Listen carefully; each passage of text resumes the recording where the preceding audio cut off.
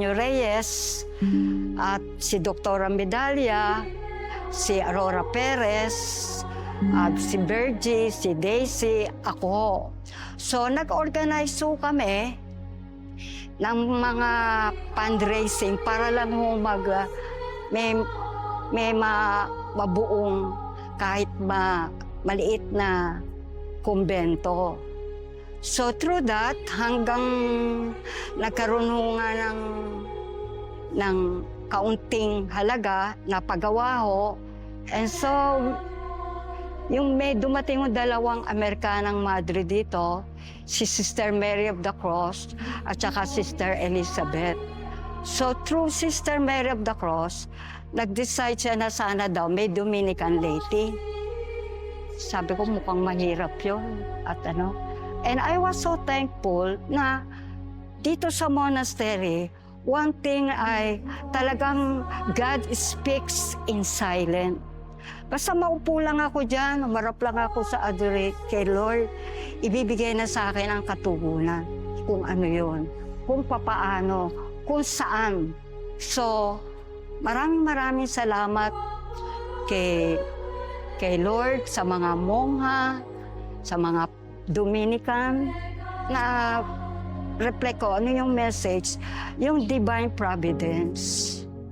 Ako nag-iisa ngayon, wala na akong magulang, I'm alone, pero hindi ako pinababayaan ng Diyos. 7 times na akong naoperahan, pero still, andoon yung si Lord ang divine physician, divine healer. So through this, natakpuan ko, nagkaroon ako ng realization sa Queen of Angels Monastery. Ako po si Marida Paes, tubong Malabon, pero nanirahan na po sa Balagtas, Bulacan ng maraming taon at ngayon po ay lumipat na at taga Santa Rita, Giginto na po ako ngayon. Kailan ko ba unang na-discover itong lugar na to? Yun po ang tawag ko discover. Meron pong time sa buhay ko na parang may hinahanap ako pero hindi ko naman exactly alam kung ano yung hinahanap ko. And then, isang araw may nakakwentuhan ako at nasabi niya itong lugar na ito. Wala po akong ka-idea that there's such a place like this. Pero nung sinabi niya, hindi ho naglaon, pinuntahan ko ang lugar na to. At there was really something in this place na talagang naka-attract sa akin. Masasabi ko po na dun sa araw-araw na pagsisimba ko sa lugar na ito, dito sa Queen of Angels Monastery, dahan-dahan kong napansin ang Diyos. Of course, alam naman po natin na may Diyos. Alam kong may Diyos. Pamula bata pa ako, I studied na ng Catholic school. Pero yung bang malaman ko na itong Diyos na to ay nakikipag-usap ng napaka-personal, dito ko yun na-discover. So I'd say that in this place, I started noticing God. And in this place, I started paying attention to what He was trying to tell me. Ako po si Elvira Nieto, OP. Isa po akong lay Dominican, tertiary, dito po sa Queen of Angels Monastery. Perpetually professed. Ako po ay isang may bahay, widow, may 2 anak at may isa akong adopted. Ako po ay nakarating dito hanggang sa ngayon dahil sa ako ay nangangailangan ng pagkain espiritual.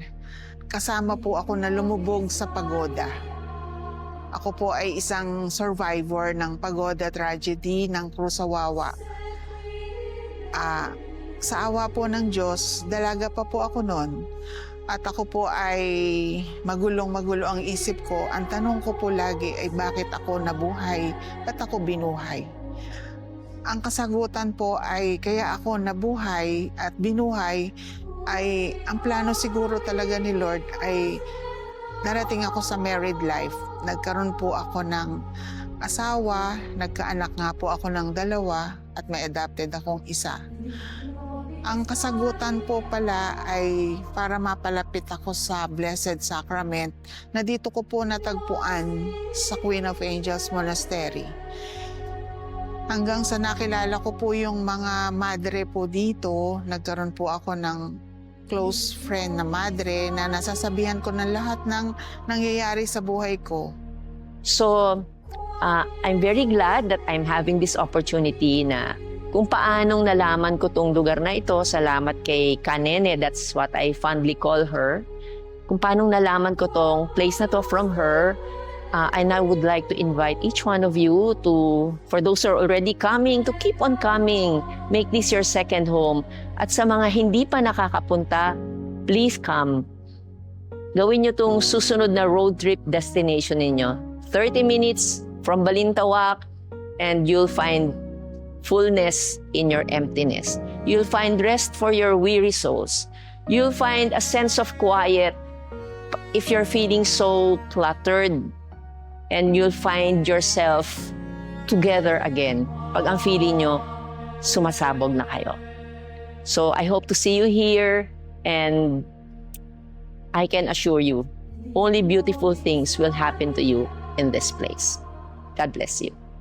Kaya kung gusto niyo po na makilala si Lord ng mapalalim pa, ay gusto niyo po sumali kayo dito sa amin, sumama kayo at makita niyo po yung way of life serving the Lord.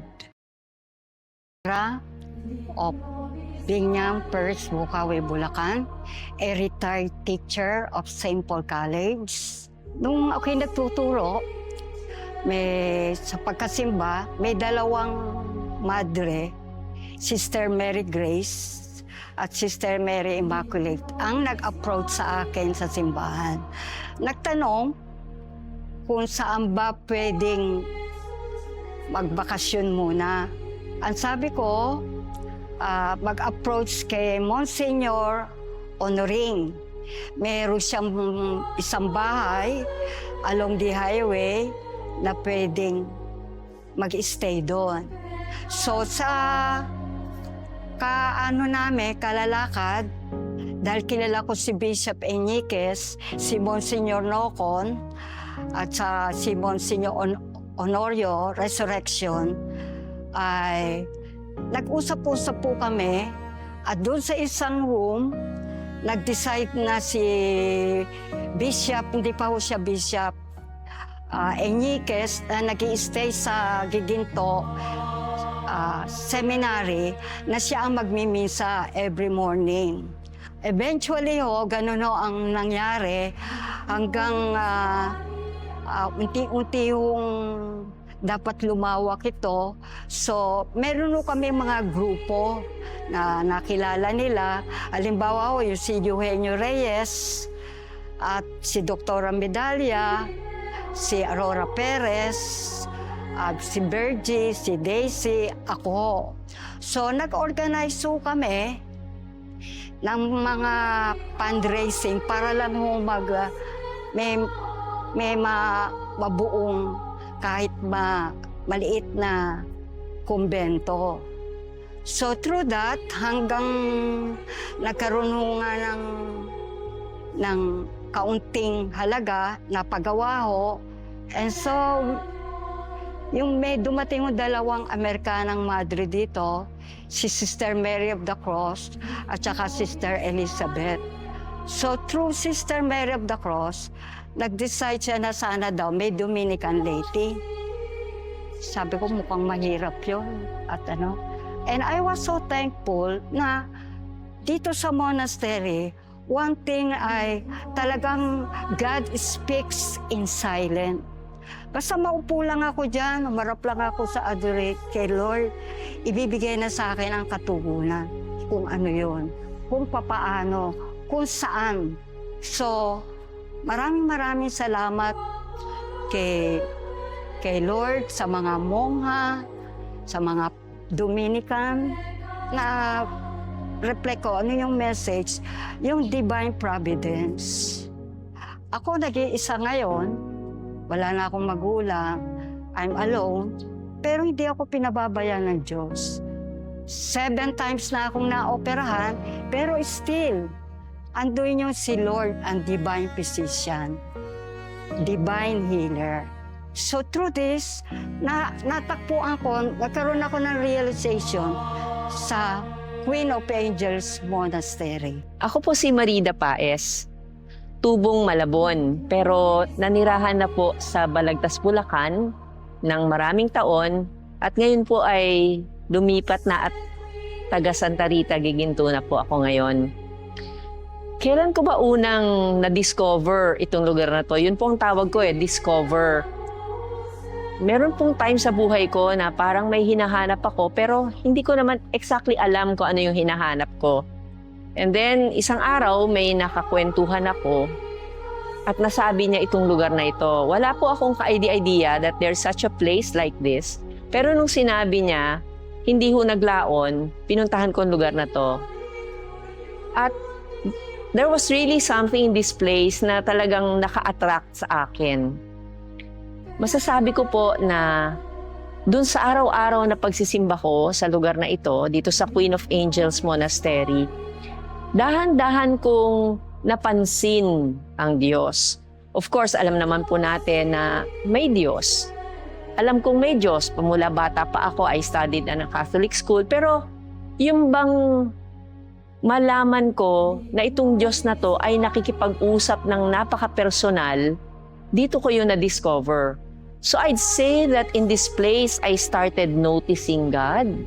And in this place, I started paying attention to what He was trying to tell me.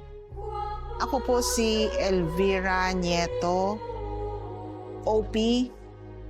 Isa po akong lay Dominican, tertiary, dito po sa Queen of Angels Monastery. Perpetually professed. Ako po ay isang may bahay, widow, may 2 anak, at may isa akong adopted. Ako po ay nakarating dito hanggang sa ngayon dahil sa ako ay nangangailangan ng pagkain espiritual. Kasama po ako na lumubog sa pagoda. Ako po ay isang survivor ng pagoda tragedy ng Cruzawawa. Sa awa po ng Diyos, dalaga pa po ako noon. At ako po ay magulong-magulo ang isip ko. Ang tanong ko po lagi ay bakit ako nabuhay? Ba't ako binuhay? Ang kasagutan po ay kaya ako nabuhay at binuhay ay ang plano siguro talaga ni Lord ay darating ako sa married life. Nagkaroon po ako ng asawa, nagkaanak nga po ako ng 2 at may adopted akong isa.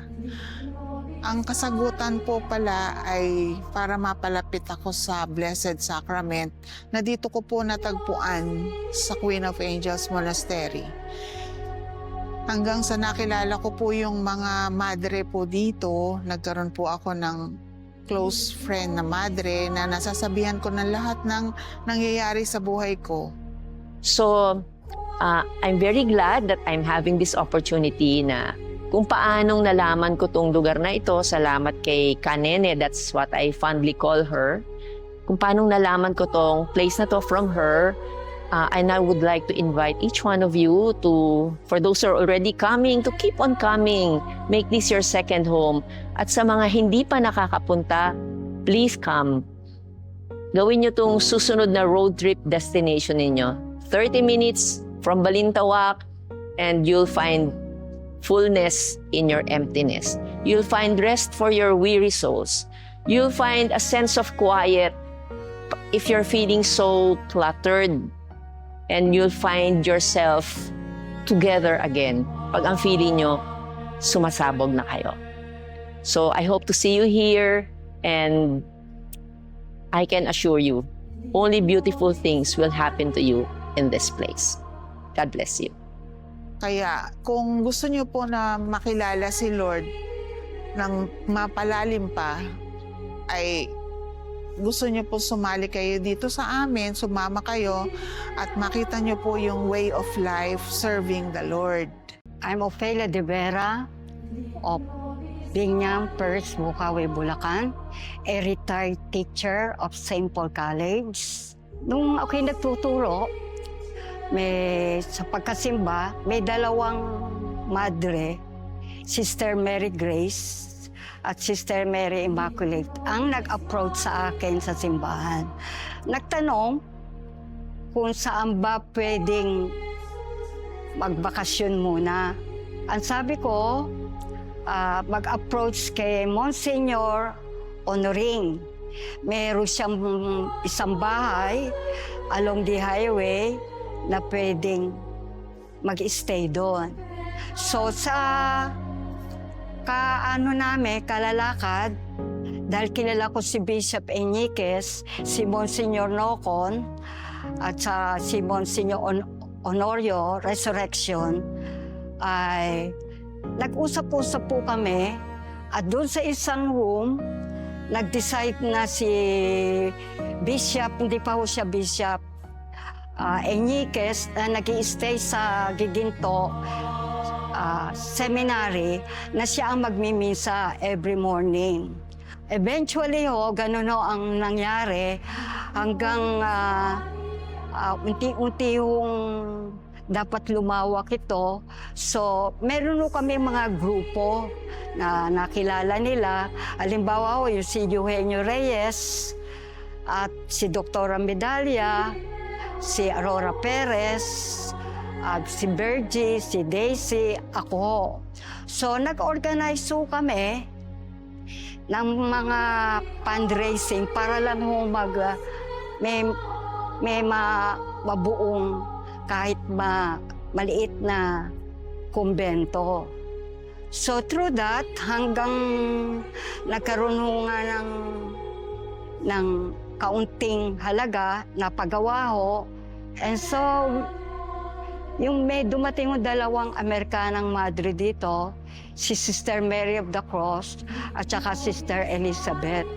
So through Sister Mary of the Cross, nag-decide siya na sana daw may Dominican lady.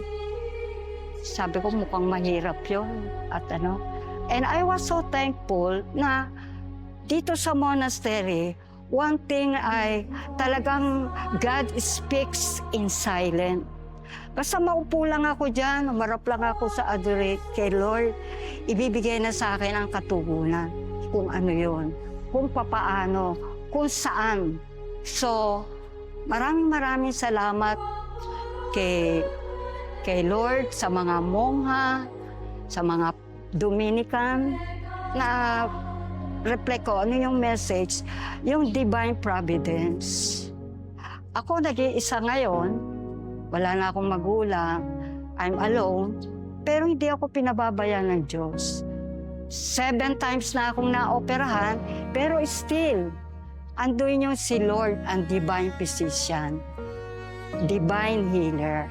So through this, natakpuan ko, nagkaroon ako ng realization sa Queen of Angels Monastery. Ako po si Marida Paes, tubong Malabon, pero nanirahan na po sa Balagtas, Bulacan ng maraming taon, at ngayon po ay lumipat na at taga Santa Rita, Giginto na po ako ngayon. Kailan ko ba unang na-discover itong lugar na to? Yun po ang tawag ko discover. Meron pong time sa buhay ko na parang may hinahanap ako, pero hindi ko naman exactly alam kung ano yung hinahanap ko. And then, isang araw, may nakakwentuhan ako at nasabi niya itong lugar na ito. Wala po akong ka-idea that there's such a place like this. Pero nung sinabi niya, hindi ho naglaon, pinuntahan ko ang lugar na to. At there was really something in this place na talagang naka-attract sa akin. Masasabi ko po na dun sa araw-araw na pagsisimba ko sa lugar na ito, dito sa Queen of Angels Monastery, dahan-dahan kong napansin ang Diyos. Of course, alam naman po natin na may Diyos.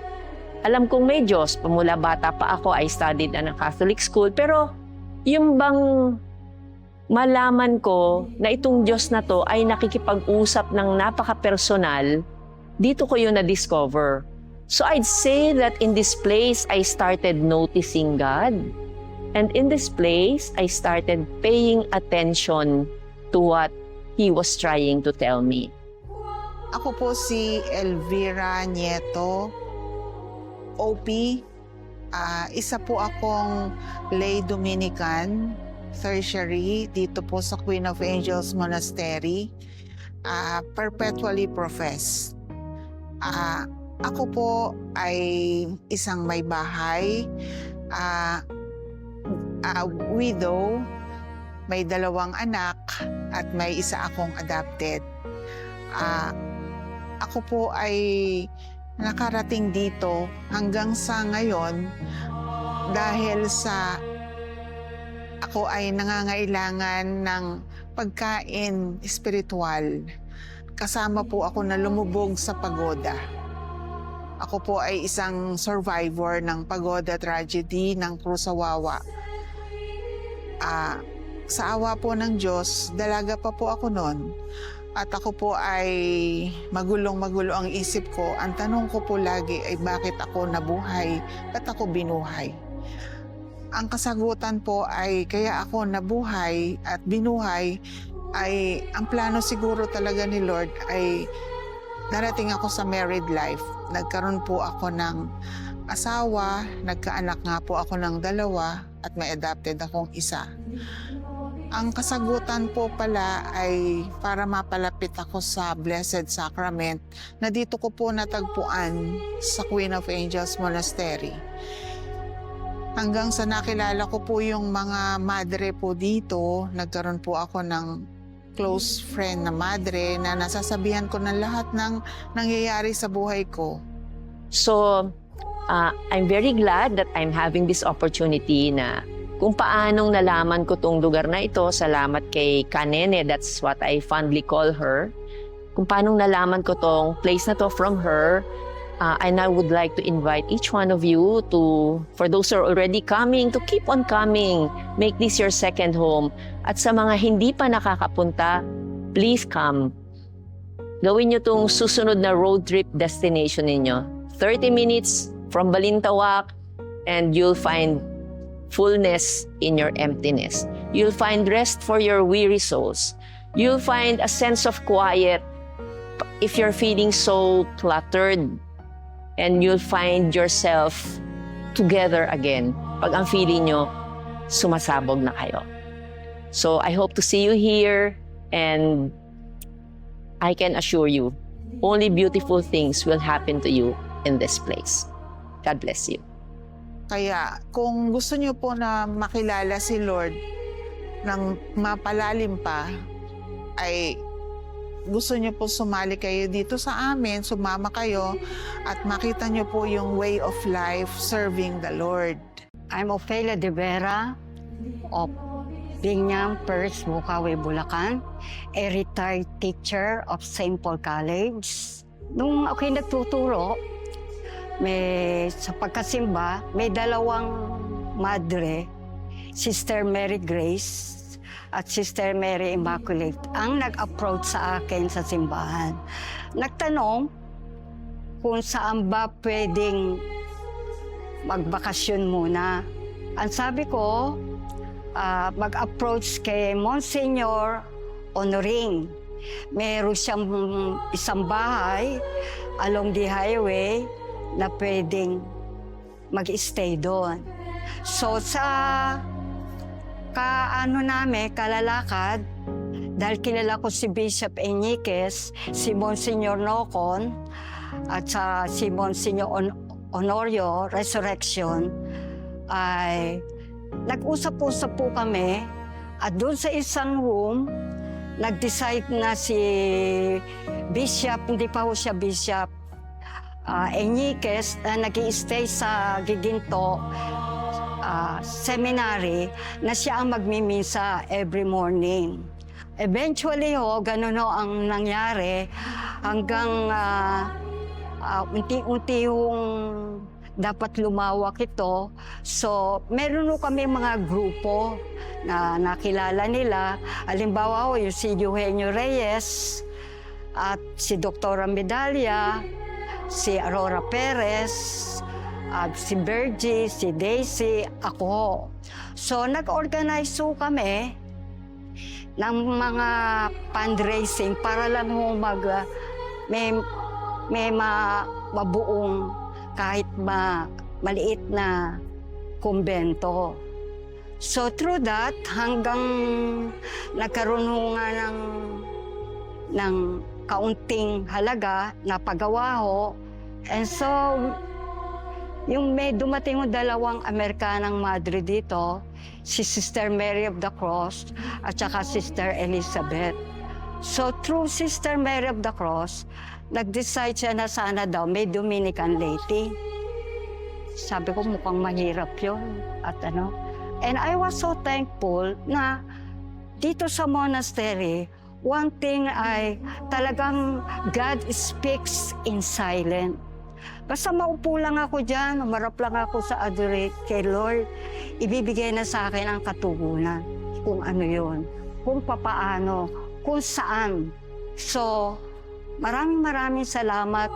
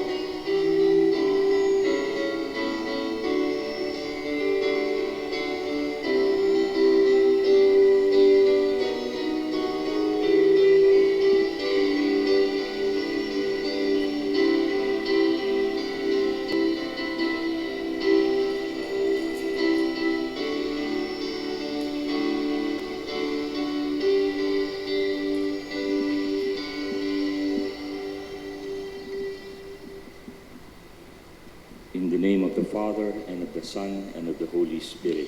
Amen. Peace be with you. And with your spirit. Brothers and sisters, let us acknowledge our sins and so prepare ourselves to celebrate the sacred mysteries.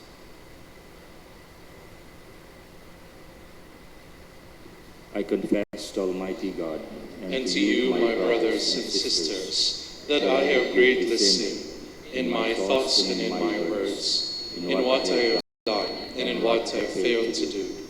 Through my fault, through my most grievous fault. Therefore I ask the Blessed Mary, ever Virgin, all the angels and saints, and you, my brothers and sisters, to pray for me to the Lord our God. May Almighty God have mercy on us, forgive us our sins, and bring us to everlasting life. Amen.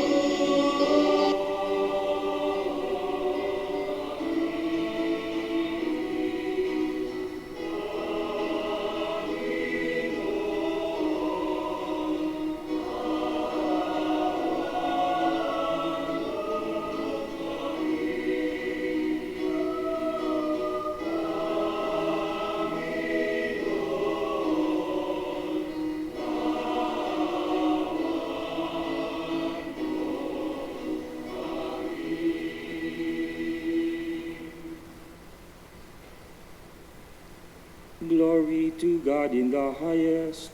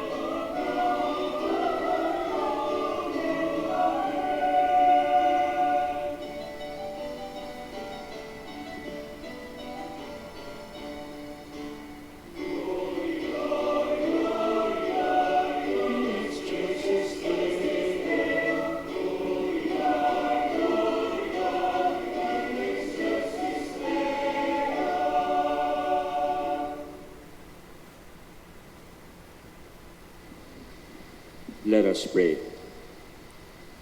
Almighty, ever-living God, who, while the Blessed Virgin Mary was carrying your Son in her womb, inspired her to visit Elizabeth, grant us, we pray, that faithful to the promptings of the Spirit, you may magnify your greatness with the Virgin Mary at all times. Through our Lord Jesus Christ, your Son, who lives and reigns with you in the unity of the Holy Spirit, God, forever and ever. Amen. Please be seated.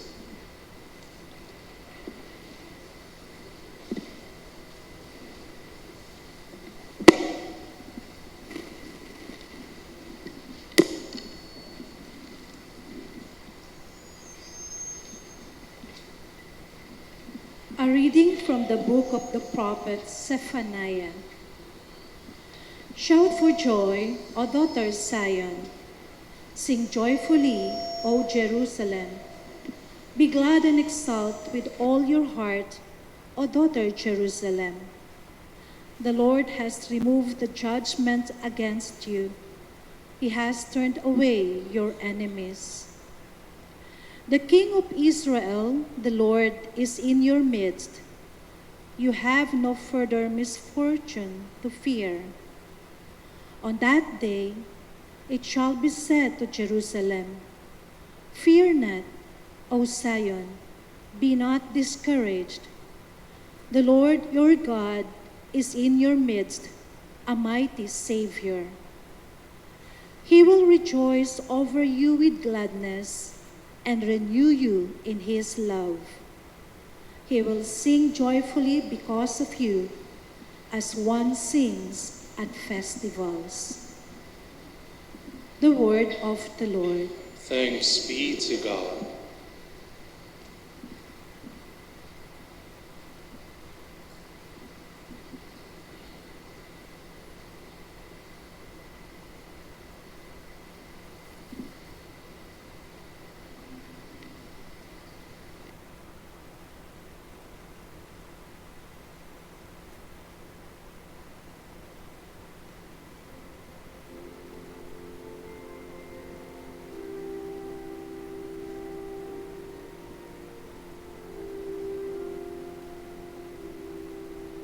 Among you is the great and Holy One of Israel.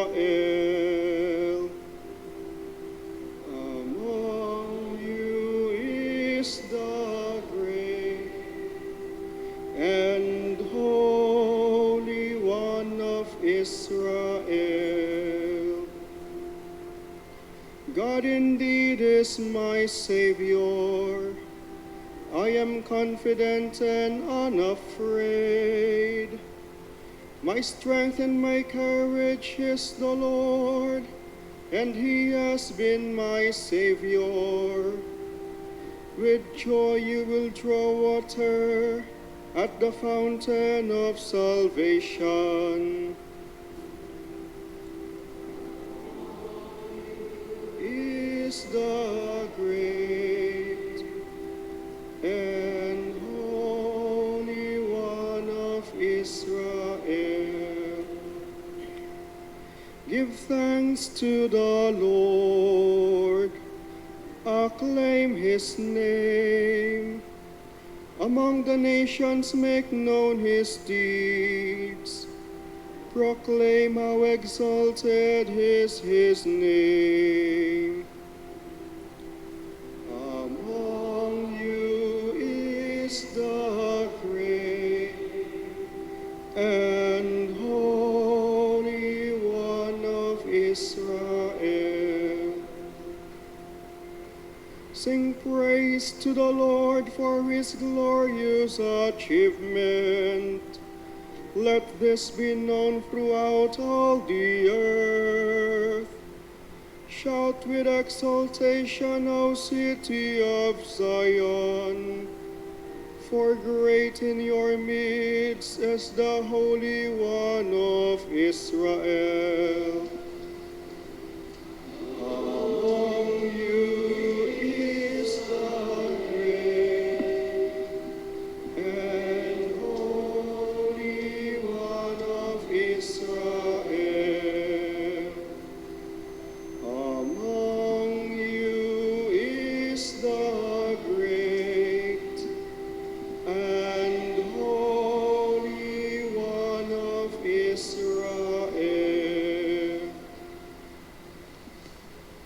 Please all rise.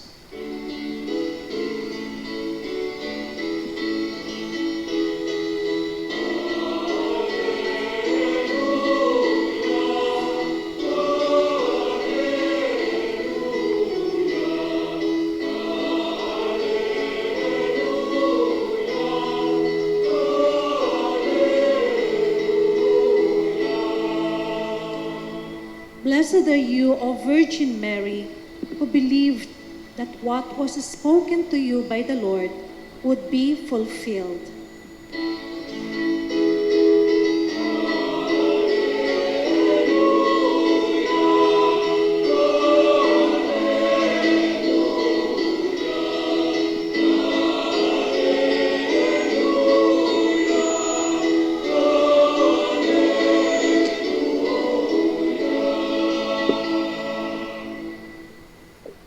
The Lord be with you. And with your spirit. A reading from the Holy Gospel according to Luke. Glory to you, O Lord.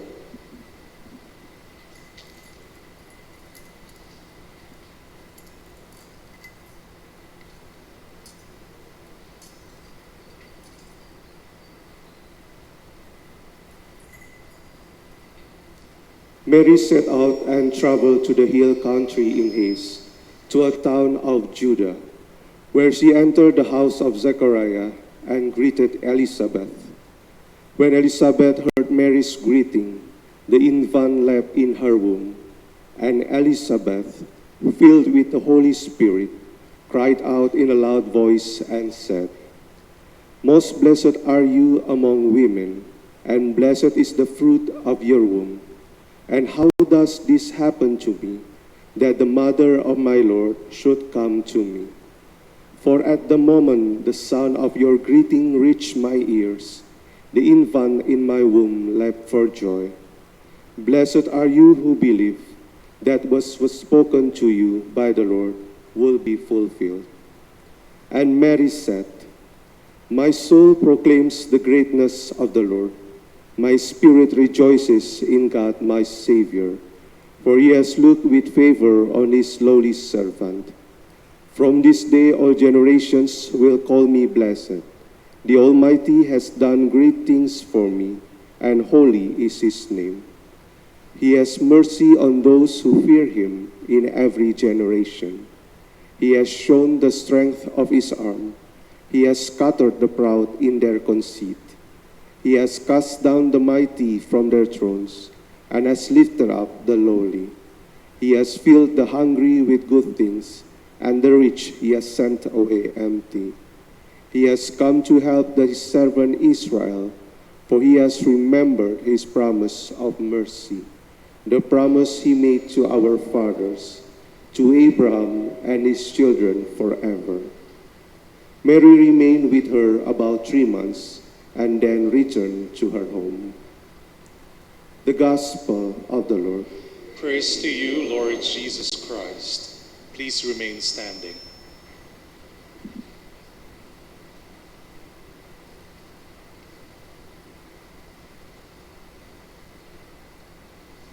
We may now be seated. Most Reverend Napoleon C. Palay, Bishop of Alaminos, Most Reverend Diogracias Inigis, Bishop Emeritus of Caloocan, dear brother priests, dear sisters, brothers and sisters in Christ. Our gospel today mentions the word blessed 3 times. First, Elizabeth tells Mary, "Blessed are you among women." Second, she reiterates and lays down the reason why Mary is blessed. Blessed are you because you believe that what has been spoken to you will be fulfilled. And third, in the Magnificat, all generations will call me blessed. 3 times. And all of this refer to the Blessed Virgin Mary. And why is she blessed? Well, we already mentioned that. The second time, Elizabeth calls her blessed it is because she believed that what was spoken to her will be fulfilled. But this faith of Mary is not just believing that what the angel said will be fulfilled. Because the way she believed, the way she acted out that faith is by her fiat, let it be done unto me according to your word, which is something that is active. Well, there's a tension there between action and passivity. Because Mary did not say, let what you said to me, I will do. It's rather, let it be done unto me according to your word. But this is because in the case of Mary, as in all encounters with the divine, grace has primacy. Nauna talaga yung biyaya, yung aksyon ng Diyos. Na tayo ay tumatanggap, pero hindi lang tumatanggap. There's a doing. Believing is connected to doing, not only a passive recipient, a receptacle of God's grace, but God's grace transforms us into an agent of His love. And perhaps today we can situate this faith and action in terms of the raging debate that we are entering into now as a nation. You will find on social media such declarations as, I am a Christian, but I am for divorce. Very brave. And I respect that courage to say, I am a Christian, but I am pro-divorce. But let's try to examine that kind of stance. Let's begin by thinking not in terms of being a Christian, but in terms of a human person without any faith at all. Let's just say you are a Buddhist, you're a Muslim, you're an atheist. What should be our attitude towards divorce? Law is not always based on faith. Rather, law is based on reason. But what does reason tell us about marriage? Common sense. Huwag na tayong papasok sa filosofiya. Kung ang babae at lalaki magpapakasal, ano ba ang basis na sila ay magpapakasal? Feeling in love? Yes. But is that all? Alam naman natin na lumalampas, lumilipas, kumukupas ang damdamin. May kakayahan, kaya yung ibang mga kasal is napaka-ingrande, pagkatapos ay, ayan na, naghahagisan na ng kutsilyo at plato. The reason why two people, a man and a woman, come together and agree on marrying each other is the intention. That this woman, this man, will be my partner in life. In life, not just for the moment. And if there is any factor or element by which the person enters into marriage and says, pansamantala lang to ha, itry ko lang itong babaeng ito. Maganda ngayon, pero baka bibigat ito 20 years from now. Iiwanan ko na to kung hindi ko na kayang, ano ba yun? We cannot carry her anymore. And so, with that kind of thinking, you're entering not into marriage, but a relationship of convenience.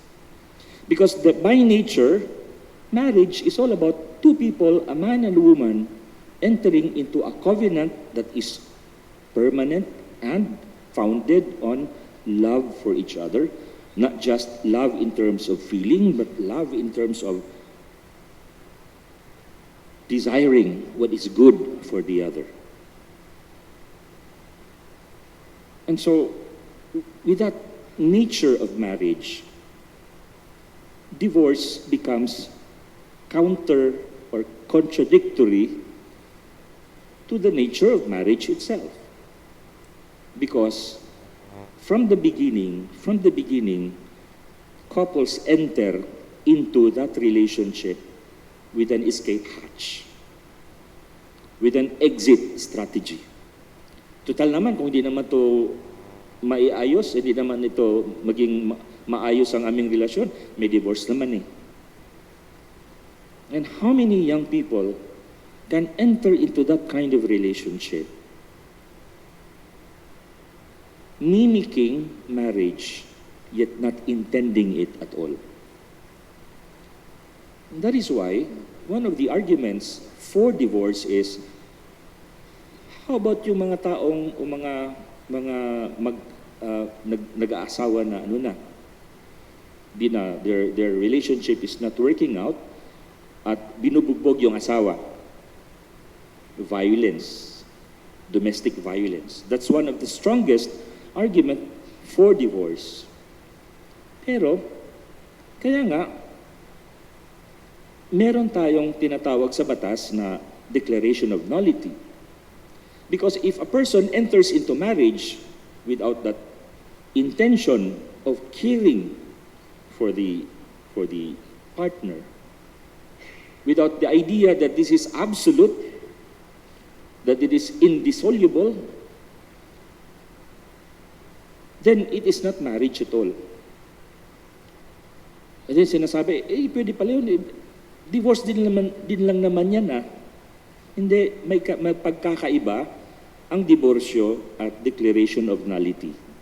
Minsan sinatawag nating annulment, but it's really declaration of nullity. Yung pinapahayag natin na walang kasalang nangyari kasi may depekto right from the very beginning. They may look similar in effect. Kasi ang immediate effect is magkahiwala yung dalawa. Immediate effect yan. But they are different in terms of principle. Because in terms of principle, yung divorce is, marriage is just a matter of an agreement that can be broken at this first sign of inconvenience. Pero itong declaration of nullity is this: marriage is truly indissoluble, kaya lang, precisely because it is such a precious and important covenant, anyone who enters into it who does not have a clear idea what it is all about is defective in his or her intention, and therefore that can render that covenant null and void from the beginning. The principles are totally different. But because the principles are different, the long-term effects are also different. Sapagkat in terms of long-term effect, itong declaration of nullity still considers marriage as indissoluble, and therefore anybody entering into marriage should think twice. And it preserves the sanctity of marriage because it separates those marriages that are only mimicries of what marriage is supposed to be. On the other hand, divorce weakens the very foundation of marriage and therefore society. And then you can have young couples entering into a relationship that is not really serious, but because it's the fad, it's the style, they enter into it with the escape or exit strategy of divorce, weakening marriage and weakening society, and the long-term effect are children who feel left over because of divorce. And so, we are in this particular stage of the debate right now. And if we go back to the original question, ako'y Kristiyano, pero ako'y pro-divorce. Tingnan natin kung ito ba ay maaring magiging disposisyon ng isang tunay na Kristiyano. Sapagkat if you are going to go back to the commitment of Mary, blessed are you who believe that the word spoken to you will be fulfilled.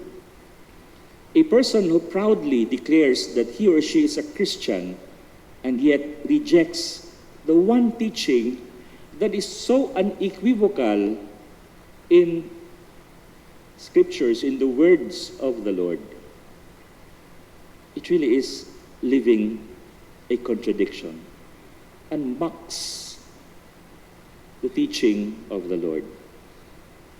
Because among all the teachings that we find in scriptures, the teachings of the Lord, one of the most unequivocal is this teaching on marriage. Tinanong ng mga Pariseo, sabi ng Panginoon, whom God has brought together, let no man put asunder. And then, tinanong na naman ng mga apostol, totoo ba yun? Kasi bakit parang sigurado ka ba? Kasi meron namang diborsyo si Moises na binigay sa amin. The Lord clarifies by saying, if a man divorces his wife and marries another, he commits adultery.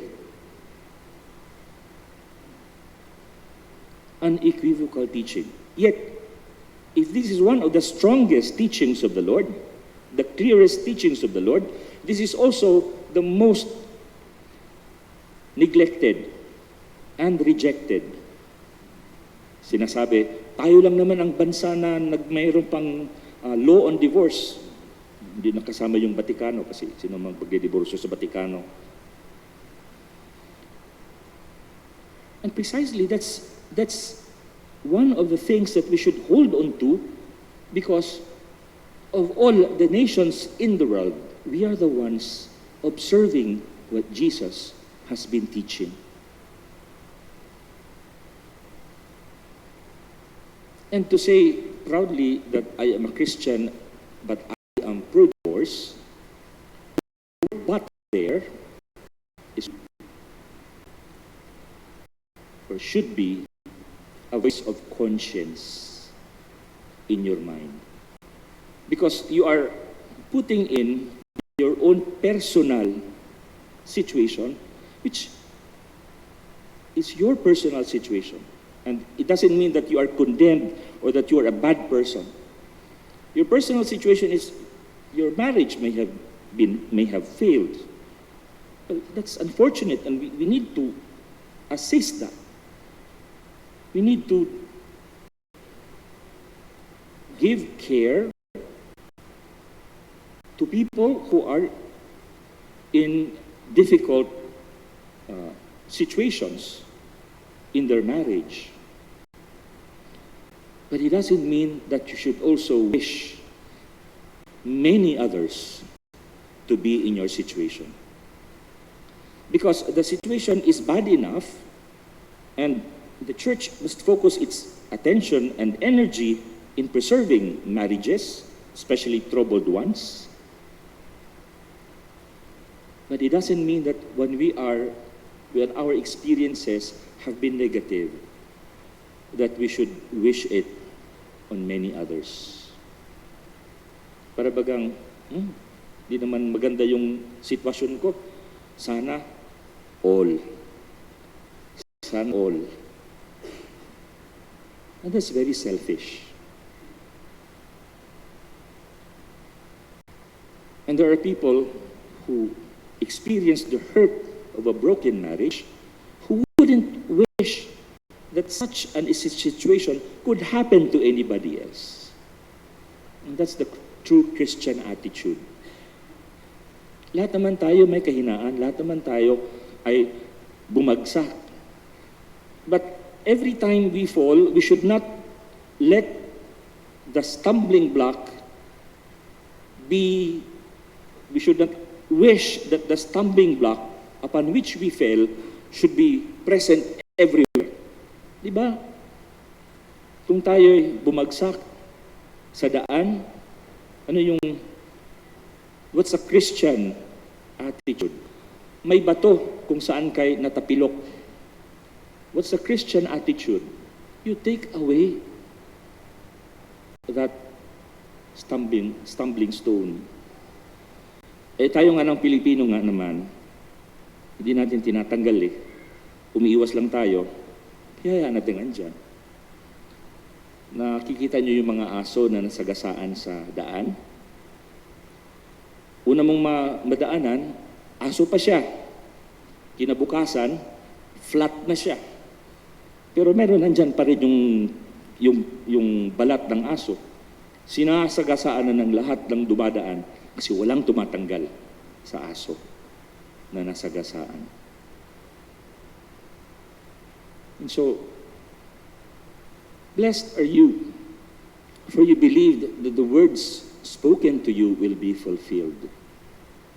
It's not only that God fulfills everything that God says, and then He fulfills it on His own.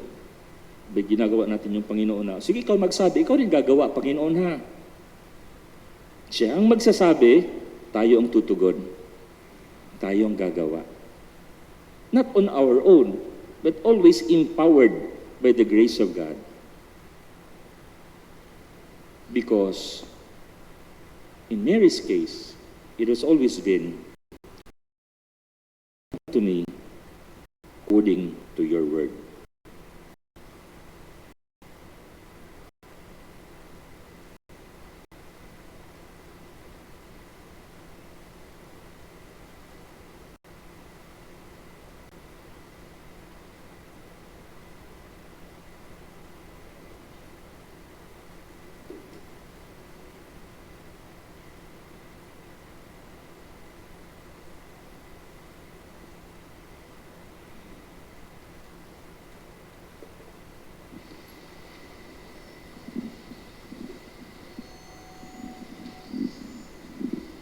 Please all rise.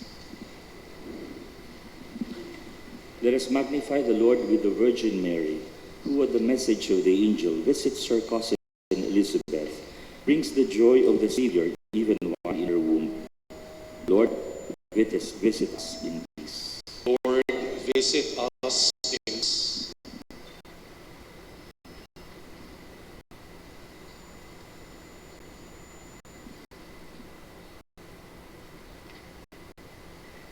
May we enter into a great stream of joy that the just ones in the scriptures felt when the Lord visited his people. We pray. Lord, visit us in peace. May we feel the joy of Easter even in moments of difficulty and distress, in the conviction that we are infinitely loved by the Lord. We pray. Lord, visit us in peace. Like the Blessed Virgin Mary, may we visit and bring joy and gladness to our neighbors, especially to the sick, the elderly, and the forgotten ones. We pray. Lord, visit us in peace. May our gratitude to God expand our hearts and open them to our neighbor, who is not an adversary, but a beloved brother and sister. We pray.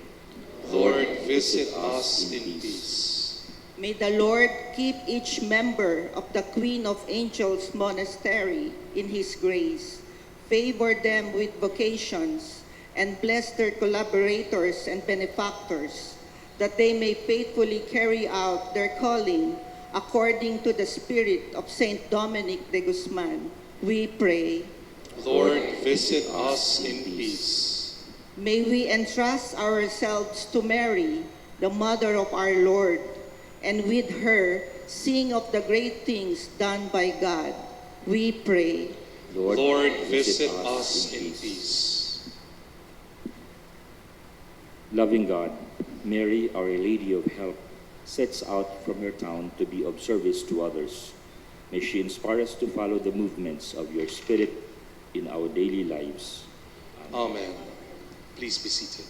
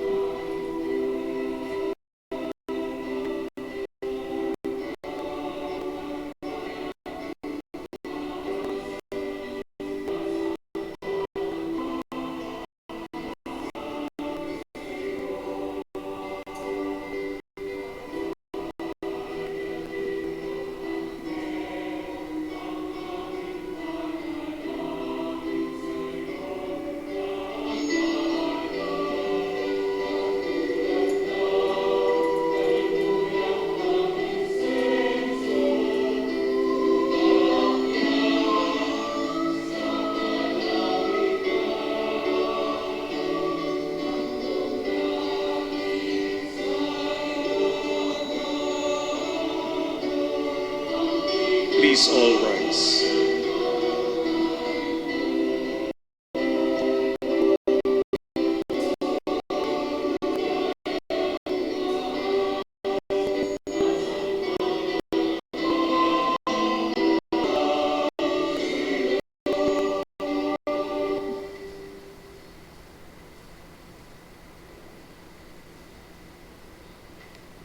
Pray, brothers and sisters, that my sacrifice and yours may be acceptable to God, the Almighty Father.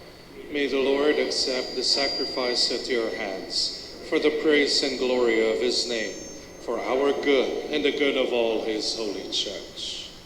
May our offering of this saving sacrifice be acceptable to your majesty, O Lord, as you were pleased to accept the charity of the most blessed Mother, of your only begotten Son, who lives and reigns forever and ever.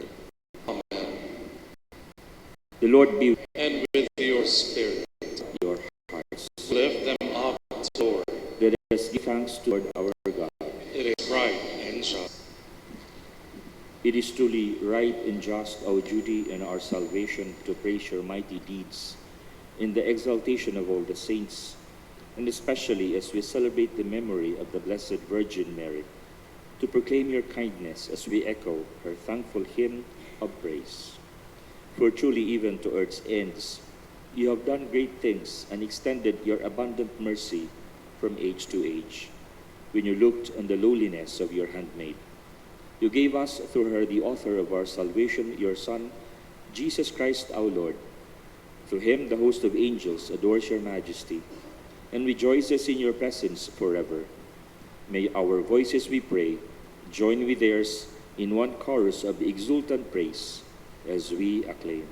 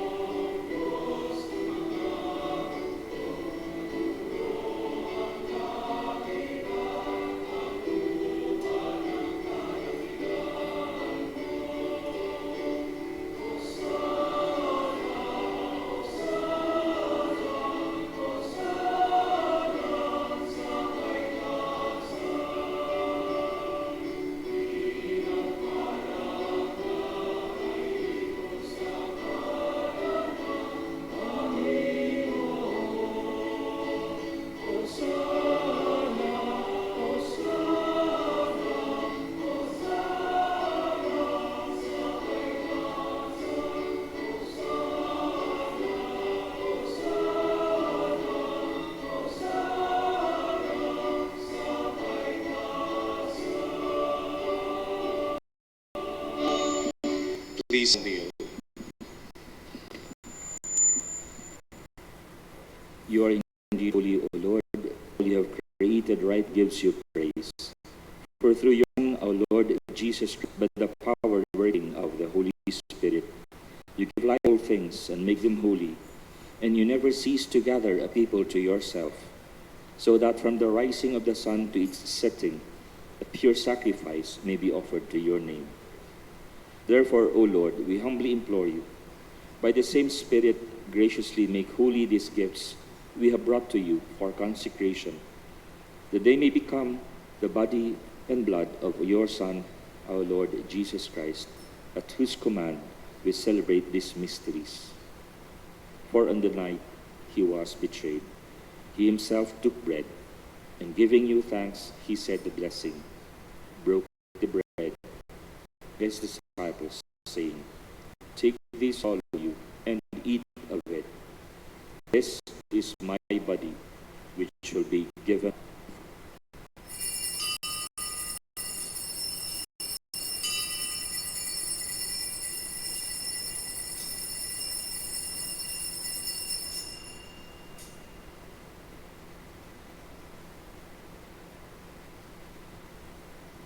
In a similar way, when supper was ended, he took the chalice, and once more, giving thanks, gave it to his disciples, saying, "Take this, all of you, and drink from it, for this is the chalice of my blood, the blood of the new and eternal covenant, which will be poured out for you and for many, for the forgiveness of sins. Do this in memory of me."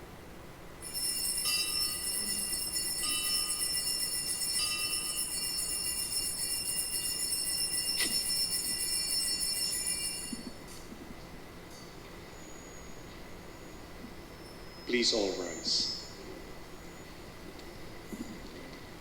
The mystery of faith.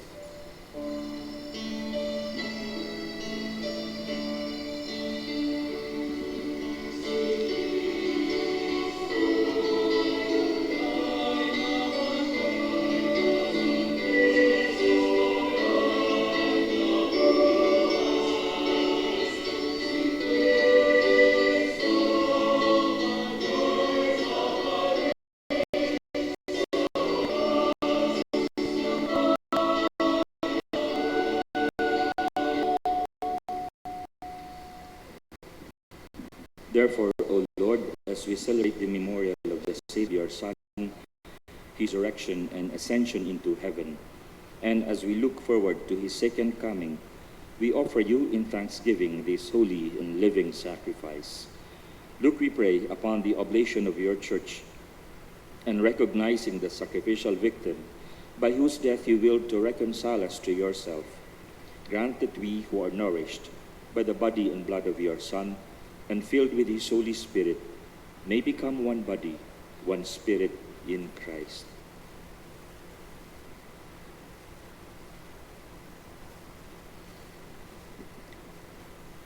May he make of us an offering to you, so that obtain an inheritance with your elect, especially with Blessed Virgin Mary, Mother of God, with Blessed Joseph, with your blessed apostles and glorious martyrs, with Saint Dominic de Guzman, and with all the saints, on whose constant intercession in your presence we rely for unfailing help. May this sacrifice of our reconciliation, we pray, O Lord, advance the peace and salvation of all the world. Be pleased to confirm in faith and charity your pilgrim church on earth, with your servant Francis our Pope, Dennis our Bishop, the order of bishops and all the clergy, and the entire people of God for your own. Listen graciously to the prayers of the whom you have summoned before you. In your compassion, merciful Lord, gather to yourself all your children scattered throughout the world. To our departed brothers and sisters, and to all who are pleasing to you at their passing from this life, give kind admittance to your kingdom. There we hope to enjoy forever the fullness of your glory, through Christ our Lord, through whom you bestow on the world all that is good.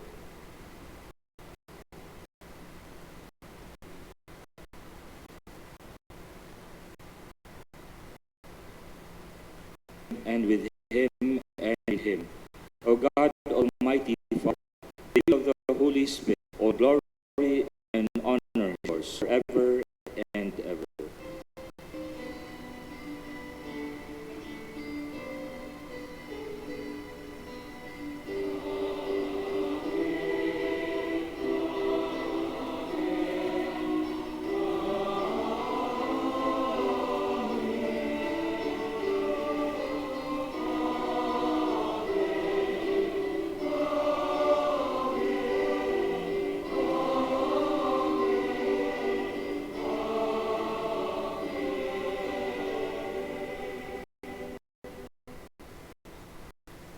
The Savior's command, known by divine teaching, we dare to say.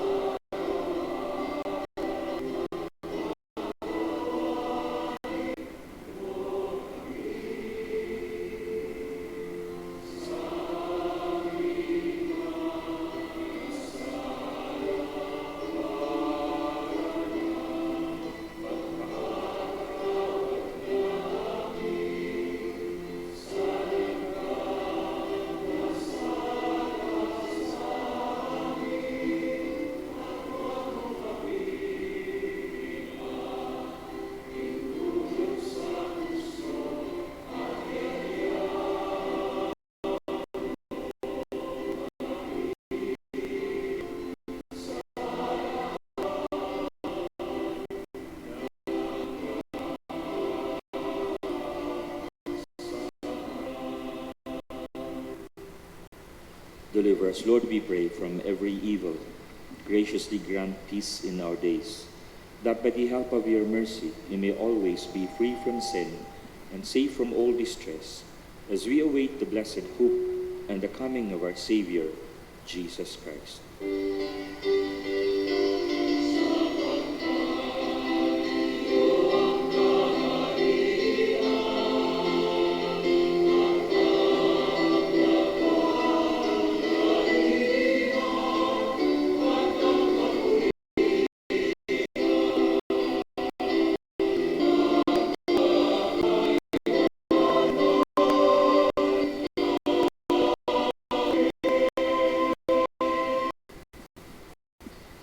Lord Jesus Christ, apostles, peace I leave you, my peace I give you. Look not on our sins, but on the faith of your church, and graciously grant her peace and unity in accordance with your will, to live and reign forever and ever. Amen. The peace of the Lord be with you always. And with your spirit. Let us offer each other the sign of peace.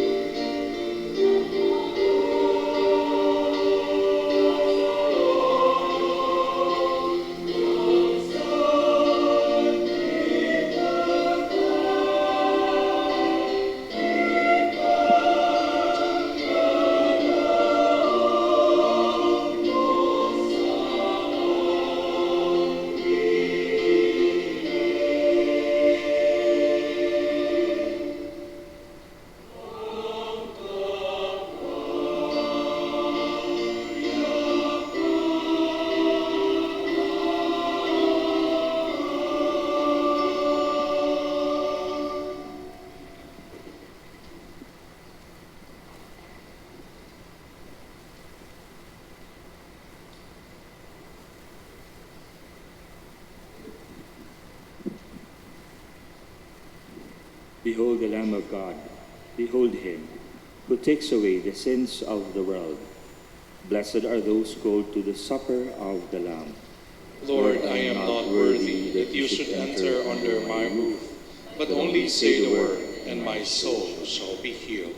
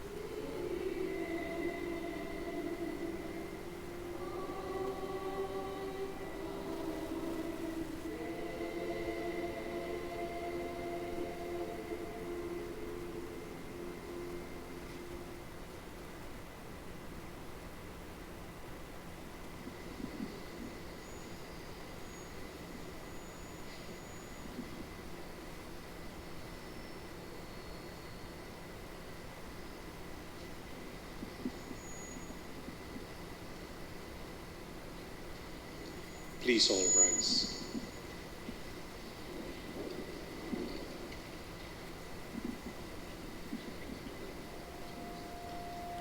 Let us pray. May your church proclaim your greatness, O God, for you have done great things for your faith.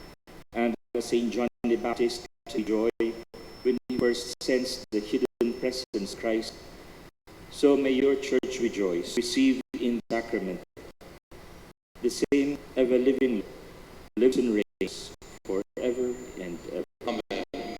Please be seated for the word of thanks to be given by the priest of Queen of Angels Monastery, Sister Mary Lourdes, OP.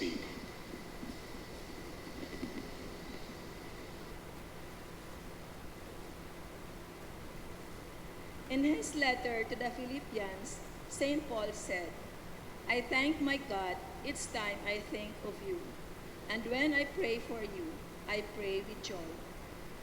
As we celebrate the Golden Jubilee of the foundation of this monastery, I share the same thoughts and prayers of St. Paul as we draw to our hearts the countless blessings God has given us through the years. First of all, we are most grateful to all our beloved and valiant foundresses of happy memory, who are now receiving their eternal reward in heaven for their courageous efforts in founding this monastery.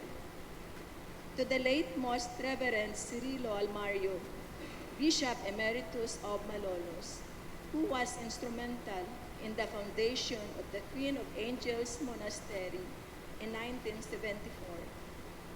We are grateful to the Dominican family through our present Master of the Order, Reverend Father Gerard Timoner III, OP, for his continued support and guidance.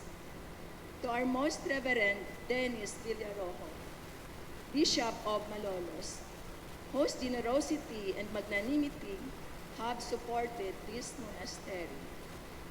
To our Most Reverend Dio Gracias Iniguez, Bishop Emeritus of Caloocan, Most Reverend June Sipalay Jr., OP, our newly appointed Bishop of Pangasinan, Father Deng de la Cruz, OP, our Father Provincial, Father Dodoy, and to all Dominican Fathers who are present with us on this our memorable day. Father Manny Cruz, Rector of the Immaculate Conception Seminary, and with the diocesan priests from the seminary in Giginto, Bulacan, who are faithfully offering their daily masses for us. Father Mar Ladra, our parish priest from St. Martin of Tours Parish. Brother Raymond and community from Brothers of Mercy. Members of the Dominican laity, Bukawi chapter, Bukawi choral group, who makes our Sunday Mass joyful with their singing. Priests, men and women religious who have journeyed with us through the years. To countless lay faithful, our families, friends, benefactors, devotees of the Queen of Angels and of Saint Dominic. Magandang umaga po sa inyong lahat. In behalf of the nuns of Queen of Angels Monastery, I thank God, in spite of many trials and difficulties and scarcity of occasions we encountered, your presence, entirely support and generosity have always accompanied us. May God continue the good work He had begun in us in praying and leading people closer to the Lord. Let us rejoice in the 50th year of our existence and the Queen of Angels Monastery. May it be blessed in ever greater measure, and may it continue to be a blessing to others. Thank you, everyone, and to all those who are celebrating with us through the social media platform. God bless you all.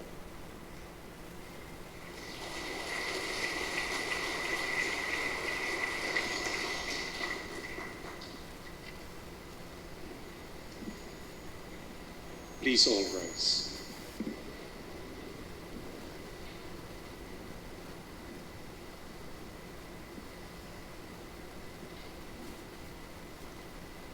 The Lord be with you. And with your spirit. Bow down for the blessing. May God, who through the childbearing of the Blessed Virgin Mary, willed in his great kindness to redeem the human race, be pleased to enrich you with his blessing. Amen. May you know always and everywhere the protection of her, through whom you have been found worthy to receive the author of life. Amen. May you, who have devoutly gathered on this day, carry away with you the gifts of spiritual joys and heavenly rewards. Amen.